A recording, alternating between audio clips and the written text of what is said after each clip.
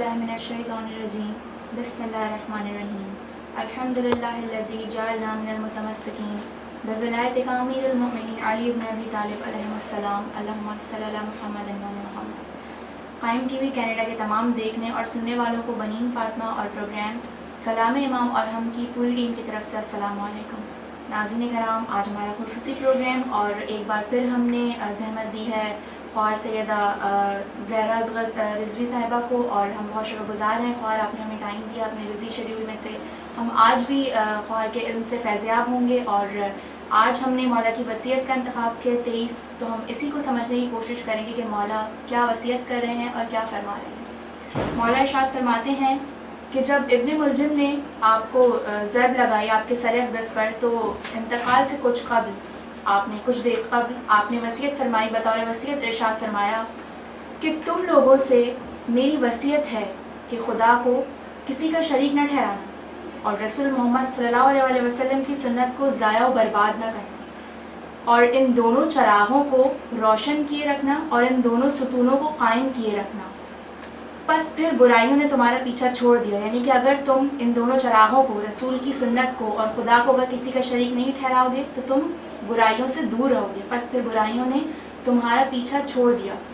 मैं कल तुम्हारा साथी था और आज तुम्हारे लिए सरापा इबरत हूँ, यानी कि ये मौला इरशाद फरमा रहे हैं कि मैं कल तुम्हारा साथी था और आज तुम्हारे लिए सरापा इबरत हूँ, और कल को अगर मैं मर जाऊँ, तुम्हारा साथ छोड़ जाऊँ, या अगर मैं ज़िंदा रहा तो मुझे अपने खून का इख्तियार होगा। अगर मैं कल ज़िंदा रहा तो मुझे अपने खून का इख्तियार होगा, और अगर मैं मर जाऊं तो मेरी मौत मेरी वादागाह है।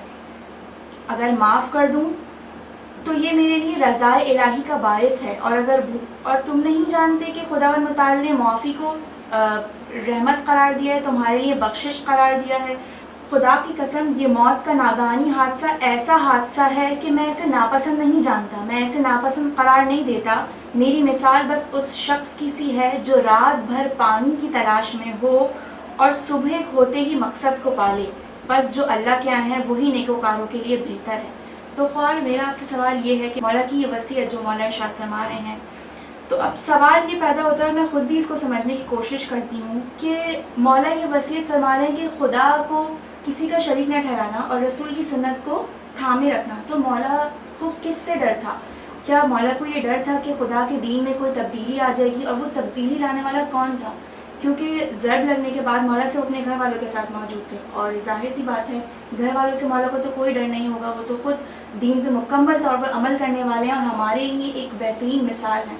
तो ये मौला किसको वसीयत फरमा रहे हैं? औज़ु बिल्लाहि मिनश शैतानिर रजीम बिस्मिल्लाहिर्रहमानिर्रहीम। सबसे पहले तो ख़ार मैं आपकी और आपकी पूरी टीम की तहे दिल से मशकूर हूँ कि आपने मुझे मौका दिया और आपने बहुत खूबसूरत सवाल किया है कि मौला ने ये किसको वसीयत की। ये बाबरकत महीना माह रमज़ान का महीना कि जिनकी विलादत भी काबा में हुई और जिनकी शहादत भी मस्जिद में हुई, कि ख़ार अब देखिए कि आम ज़िंदगी में अगर हम बीमारी का शिकार हो जाएं, जब इंसान बीमार हो या अल्लाह ना करे कोई एक्सीडेंट हो जाए, तो कितने बदहवास हो जाते हैं, जो मतलब हम इस काबिल नहीं रहते कि हम किसी से ढंग से बात कर सकें या हम कुछ सोच सकें। मगर मौला को कितनी फ़िक्र है, कितने इस इल्म को कि बचाने की, कि ये इल्म सब तक पहुँच जाए अपने चाहने वालों तक। मौला ने जब तमाम उनकी औलादे करीब थी, मौला वसीयत कर रहे हैं अपने दोनों बेटों को, इमाम हसन और इमाम हुसैन को, कि देखो कि होता क्या है कि जब घर में किसी की मौत होती है तो लोग आते हैं ताज़ियत के लिए, पूछते हैं कि क्या हुआ। तो मौला कह रहे हैं कि देखो बेटा, मेरा ये पैगाम, ये वसीयत मेरे चाहने वालों तक जहाँ तक मुमकिन हो सके इसे पहुँचा देना। और क्या खूबसूरत वसीयत की है कि मौला की पूरी वसीयत देखें और आप कुरान का मुताला करें कि पूरे कुरान जो हमें समझा रहा है, क्या बताना चाह रहा है परवरदिगार आलम कि दुनिया में इंसानियत को किस तरह परवान चढ़ाना चाहिए, मौला ने अपनी वसीयत में बता दिया। क्या सबसे पहले क्या कहा मौलाए कायनात ने कि देखो खुदा का खौफ रखना, और फिर रसूल की हदीस को ज़िंदा रखना, और फिर इन दोनों चीज़ों को, ये चराग अगर तुमने रोशन कर दिए तो क्या होगा कि आखिरत और आखिरत तुम्हारी संवर जाएगी। कितना बेहतरीन पैगाम दे दिया मौला ने। किस मुकाम पर दिया कि ज़रबत लग चुकी है, ज़रबत भी कोई आम ज़रबत नहीं दी, उस तलवार को जहर में बुझाया गया था। जब जहर पूरी जिस्म में सरायत कर चुका था جب طبیب کو بلایا گیا تو طبیب نے یہی کہا تھا کہ بس جتنا ہو سکے کہ ان کو دودھ پلایا جائے، مولا کو تو تھوڑی تاخیر ہو سکتی ہے مگر ان کا مولا کے پاس اب زیادہ وقت نہیں ہے۔ اس وقت بھی میرا مولا سلونی کا دعویٰ کرتا ہوا نظر آ رہا ہے کہ جو پوچھنا چاہتے ہو مجھ سے پوچھ لو، اس سے پہلے کہ میں تمہارے درمیان میں نہ رہوں۔ مولا کے صحابی ایک ابن سباتہ نے سوال کیے تھے، جب سوال کیا تو کتنا ٹپیکل سوال کیا تھا کہ مولا یہ بتائیے کہ آپ افضل ہیں یا انبیاء افضل ہیں؟ اس کا جواب بہت طولانی ہے مگر میں بتانا یہ چاہتی ہوں کہ کس کنڈیشن میں تھے کہ جو مولا کے سر پہ پٹی بنی تھی وہ زرد ہو چکی تھی اور مولا کے تمام اولادیں مولا کے پاس موجود تھی، کسی نے بڑھ کر انہیں روکا نہیں کہ آپ یہ سوال کیوں کر رہے ہیں، ہمارے بابا کی حالت یہ ہے۔ اور مولا نے اس حالت میں بھی ابن سباتہ کو مکمل جواب دیا اور ایسا جواب دیا، مولا بتانا چاہتے تھے کہ دیکھو سلونی کا دعویٰ کرنے والا کہ جس کا میں جانشین ہوں وہ اس حالت میں تمہیں اتنا مکمل جواب دے رہا ہے کہ تو میں جس کا وسیع ہوں تو وہ میرا کیسا ہوگا۔ رسول کے لیے بتا رہے کہ جن کے لیے لوگوں نے آخری وقت میں کیا کہا تھا، معاذ اللہ کہ ہزیان ہو گیا ہے، کہ مولا بتانا یہ چاہتے ہیں کہ میں اس کا وسیع ہوں، میں اس کا جانشین ہوں کہ جس کے لیے تم نے یہ کفر کہا، میں آج تمہیں اس سوال کا اتنا مکمل جواب دے رہا ہوں۔ تو مولا نے یہ وصیت صرف اپنے بیٹوں کے لیے نہیں، اپنے تمام چاہنے والوں کے لیے کہی ہے کہ ظاہر ہے ان کی اولادیں امام حسن امام حسین وہ سب حجت خدا ہیں، بتایا انہیں ضرور ہے مگر مولا چاہتے یہ تھے کہ جس طرح سے میں نے محنت کی ہے اس علم کو اسی طرح تک لوگوں تک پہنچایا جائے، اور اتنا آسان عمل بتا دیا کہ کیا صرف خدا کا خوف رکھو، رسول کی سنت کو زندہ رکھو تو تمہاری دنیا بھی سمجھ جائے گی اور آخرت بھی سمجھ جائے گی۔ سبحان اللہ، بہت خوب آپ نے سمجھایا۔ اب نیکسٹ کویشچن یہ ہے کہ اسی وصیت میں مولا آگے ارشاد فرما رہے ہیں کہ اگر میں زندہ رہا تو مجھے اپنے خون کا اختیار ہوگا، اگر میں زندہ رہا تو مجھے اپنے خون کا اختیار ہوگا، اور اگر مر جاؤں تو موت میری وعدہ گاہ۔ یعنی کہ مولا نے اپنے ابن ملجم جس نے ضرب لگائی تھی مولا کو، اس کو بھی رحم دلی سے پیش آئے تھے، اس کو بھی مولا نے شربت کا گلاس پیش کیا تھا، جبکہ مولا جانتے تھے کہ یہ میرا کیا حال کرنے والا ہے، مجھے میرے سر اقدس پر ضرب لگانے والا ہے۔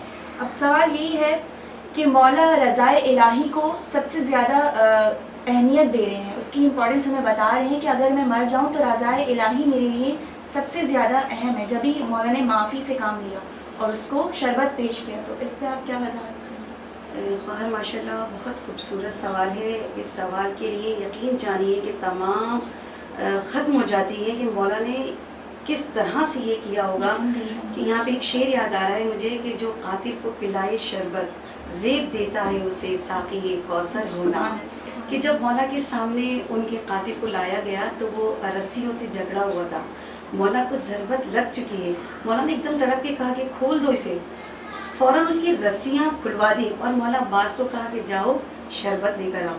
پہلے قاتل کو شربت پلایا، وہ کتنا گھبرایا ہوا ہوگا کہ مولا کے سامنے جس کو قتل کیا ہے اس کے سامنے اور اس کے تمام اقربا موجود ہیں، وہ گھبرا رہا تھا۔ مولا نے کہا کہ پہلے شربت پیو، جب شربت پی چکا، حلق میں تری آ چکی، اس کے بعد مولا نے کہا اس طرح میرے سامنے نہ لایا کرو، اور پھر کیا کہا کہ اگر مجھے اختیار مل جائے، اگر میں زندہ رہا یعنی کہ میرے خون کا اختیار مجھ پر ہوگا اور میں اسے معاف کر دوں گا، اور پھر اگر تم چاہو بدلہ لینا چاہو تو دیکھو اس سے زیادہ تجاوز نہ کرنا۔ اپنے قاتل کے لیے کتنا رحم ہے مولا کے دل میں، کیا سکھانا چاہ رہے ہیں مولا۔ کون ہے ابن ملجم؟ مولا کا قاتل، مولا کا نہیں، حجت خدا کا قاتل ہے، امام کا قتل نہیں ہوا، اسلام کا قتل ہوا ہے، اسلام کا قاتل ہے وہ، اس کو مولا معاف کرنے کے لیے تیار ہے۔ کتنا بہترین میسج دے رہے ہیں مولا۔ آپ دیکھیے کہ میں اور آپ ہم اپنے مومن بھائی کو معاف کرنے کو تیار نہیں ہے۔ آج بہن بہن سے ناراض ہے، بھائی بھائی سے ناراض ہے، چھوٹی چھوٹی باتوں پر ہم ایسے ناراض ہوتے ہیں کہ پھر جنازوں پر ہی ملاقات ہوتی ہے، جبکہ جانتے ہیں کہ ہمیں ایک نہ ایک دن اس دنیا سے جانا ہے، اس کے باوجود ہمارے دل سے کدورتیں ختم نہیں ہوتی ہیں، کینہ ختم نہیں ہوتا، ناراضگیاں ختم نہیں ہوتی ہیں، جنازوں پر جاتے ہیں، زندگی میں کیوں نہیں ملتے، جبکہ مولا اپنے قاتل کو معاف کر رہے ہیں۔ ہم کس کی پیروی کر رہے ہیں؟ ہم مانتے ہیں کہ مولا ہمارے مولا ہیں، کہ جب ہم انہیں مانتے ہیں تو عمل کہاں ہے ہمارا؟ اور مولا کس وقت میں پیغام دے رہے ہیں کہ جب ضربت لگ چکی ہے، مولا جانتے ہیں کہ مولا کی شہادت ہونی ہے، اس کے باوجود مولا نے ایک ضابطۂ حیات دے دیا اپنے چاہنے والوں کو کمپلیٹ۔ اگر آپ وصیت کا مطالعہ کریں تو مولا نے آگے چل کے کیا بتایا؟ یتیموں پہ رحم کرو، یتیموں پہ اپنا کرم کرنا، ایسا نہ ہو کہ وہ بھوک اور افلاس کا شکار ہو جائیں۔ پھر کیا کہا کہ دیکھو قرآن کو اپنے سے منسلک رکھنا، ایسا نہ ہو کہ غیر سبقت لے جائے۔ پھر کیا کہا کہ دیکھو کہ اپنے ہمسایوں کا خیال رکھنا، اور ہمسایوں کی تاکید اس قدر ہوئی ہے، رسول خدا نے اتنی تاکید کی ہے کہ ہمسائے کا خیال رکھنا کہ گمان ہوتا تھا کہ کہیں وراثت میں بھی حقدار نہ قرار پائیں۔ اتنے حقوق ہیں ہمسائے کے۔ مولا کی وصیت کتنی بہترین وصیت ہے میرے اور آپ کے لیے، اگر ہم چاہیں تو ہم اسے اپنی عملی زندگی میں شامل کر کے اپنی دنیا اور آخرت سنوار سکتے ہیں۔ ناظرین کرام، یہاں ایک بریک کا وقت آتا ہے، ہم دوبارہ حاضر ہوں گے، یہیں سے کنٹینیو کریں گے۔ السلام علیکم۔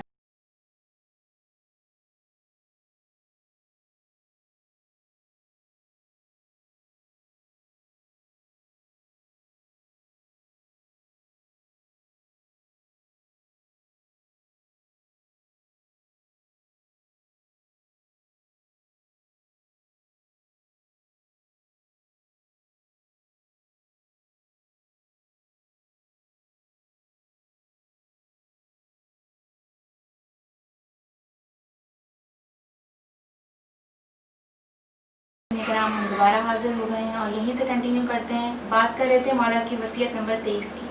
اب اپنے پروگرام کے دوسرے حصے کی طرف چلتے ہیں، جہاں پہ ہم دیکھتے ہیں کہ خدا متعال اسی کے متعلق ایک آیت نازل کر رہا ہے۔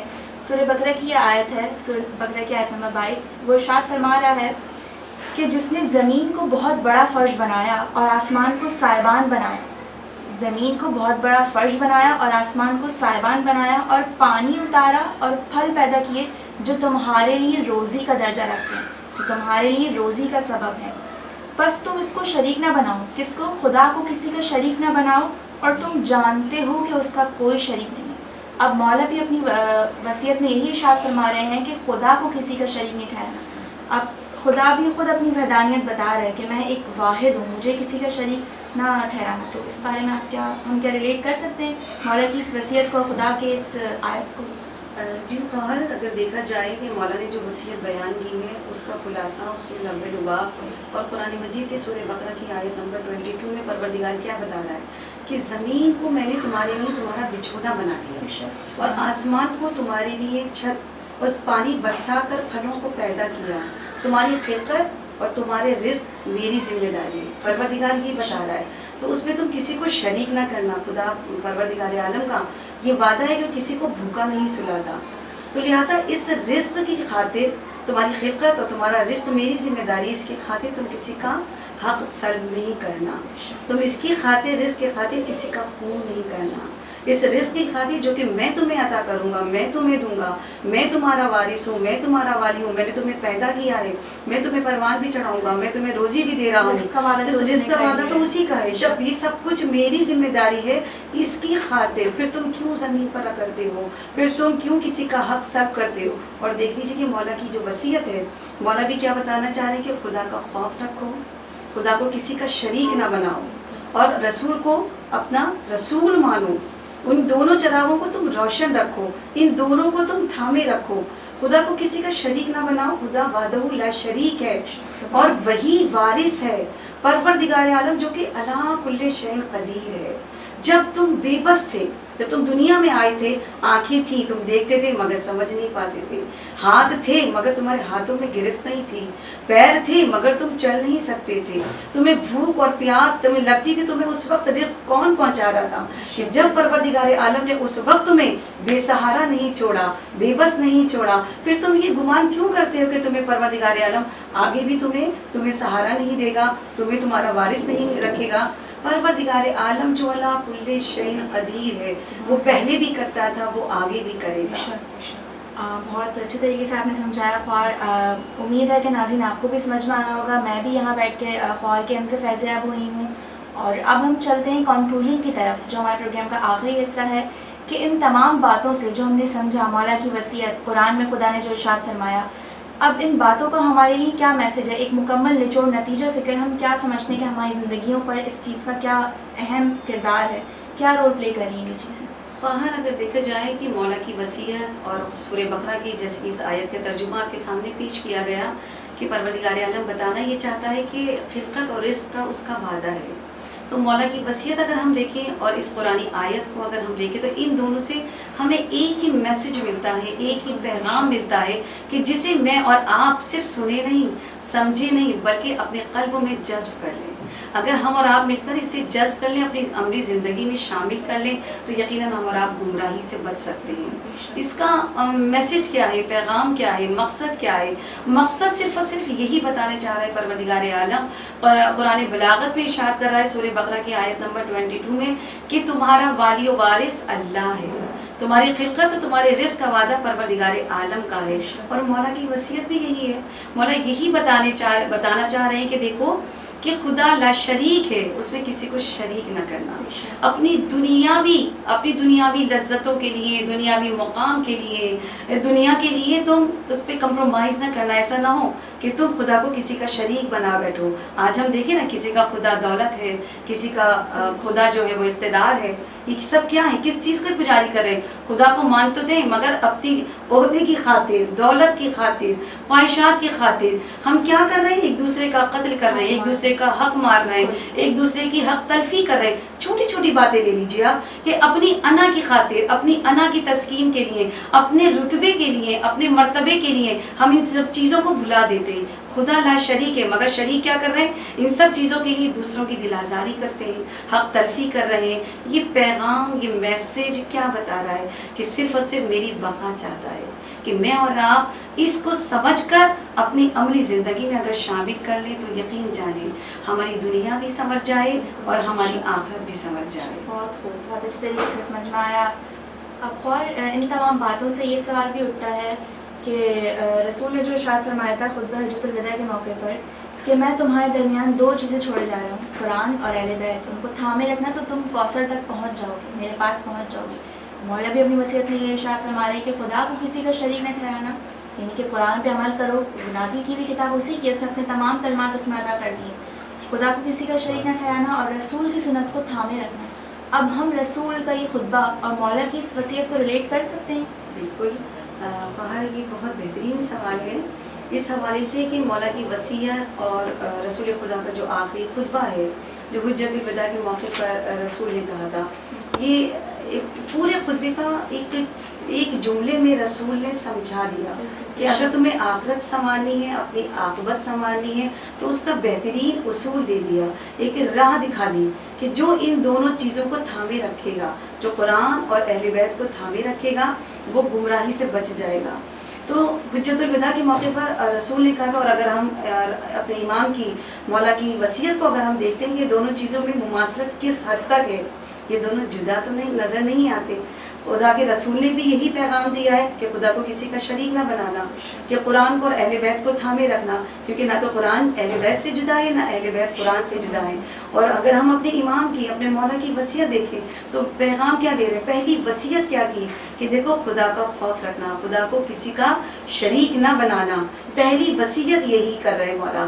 تو وصیت اور جو رسول نے ایک حجت الوداع کے موقع پر ایک میسج دیا ہے، وہ کیا کہ دونوں چیزوں کو تھامے رکھنا۔ یہ دونوں ایک ہی ہیں اگر دیکھا جائے، یا حجت الوداع کے موقع پر رسول کی حدیث لے لیں یا امام کی وصیت اٹھا کے دیکھ لیں، اور قرآن اگر دیکھنا ہے تو قرآن دیکھ لیں، یہ تینوں ایک ہی چیزیں نظر آتی ہیں۔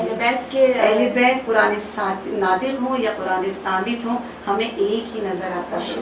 اور رسول سے لے کر ہمارے 12ویں امام تک، ان کا اول بھی محمد ہے، ان کا اوسط بھی محمد، ان کا آخر بھی محمد، ان کی کل محمد ہے، جو ان کی گفتار میں، ان کے اقتدار میں، ان کے علم میں، ان کے تقوی، ان کی پرہیزگاری، ان کا علم، ان کی سیرت، ان کی صورت، ان تمام چیزوں میں یہ ایک ہی محمد نظر آتا ہے۔ کلام میں بھی ذرا برابر بھی فرق نہیں ہے۔ بہت عمدہ طریقے سے سمجھا ہے۔ ناظرین اکرام، امید ہے کہ آپ کو بھی بہت اچھے طریقے سے سمجھ میں آیا ہوگا۔ خواہر کا بہت شکریہ کہ انہوں نے ہمیں ٹائم دیا۔